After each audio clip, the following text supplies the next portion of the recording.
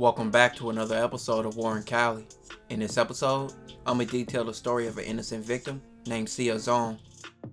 Sia was a 28-year-old woman of Asian and Black descent, with her mother being Black and her dad being Asian. Sia was also a mother to a 3-year-old child.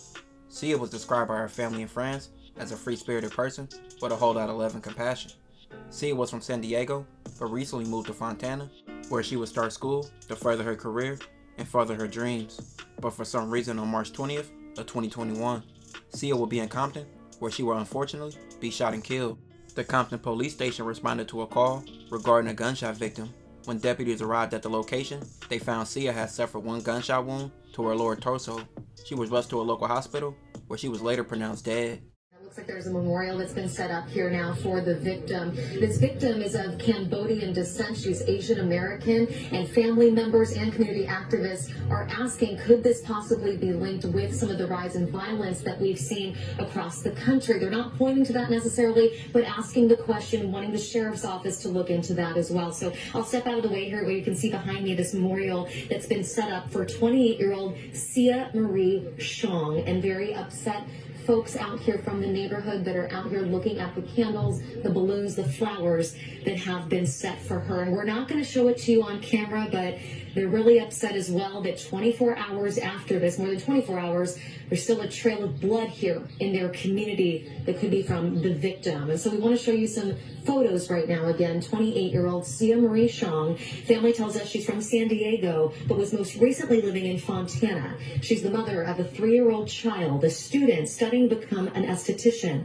They tell us they don't know why she was here in Compton, who she was seeing, or what she was doing when she was killed. We do have some scene video from yesterday as well. Police called out to this area early yesterday morning around 6 a.m. when this happened off Rosecrans Avenue and Long Beach Boulevard. It's in the 1600 block of K Street. Happened at an apartment complex where she was shot. Police say she was hit in the torso, taken to the hospital where she died. Again, Xiong of Cambodian descent.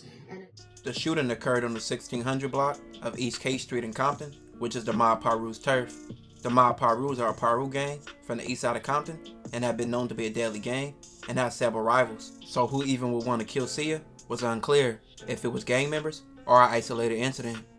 But around this time period, starting in 2020, it was many random attacks and harassments of Asians in America, stemming from the pandemic, starting from the coronavirus, which is blamed on Asians, and Sia's family also believed this was a possible motive of her death. Exactly what happened. They're wondering if her background, she is of Asian descent, may have been a factor in her murder. They are asking the sheriff's department to investigate all possibilities.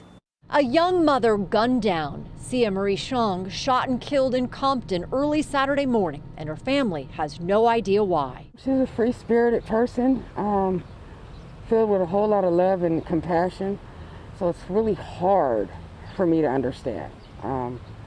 For somebody to hate her so bad, don't want to kill her. A small memorial marks the spot where the 27-year-old was found shot once on the sidewalk, a blood trail leading from a nearby apartment building.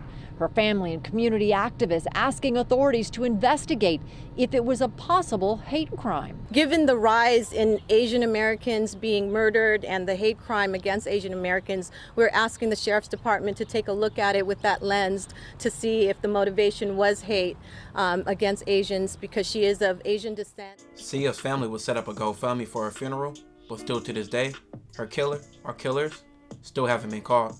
RIP to Sia. This will conclude this episode. If you haven't already, make sure you check out my previous episodes. Don't forget to like, comment, and subscribe.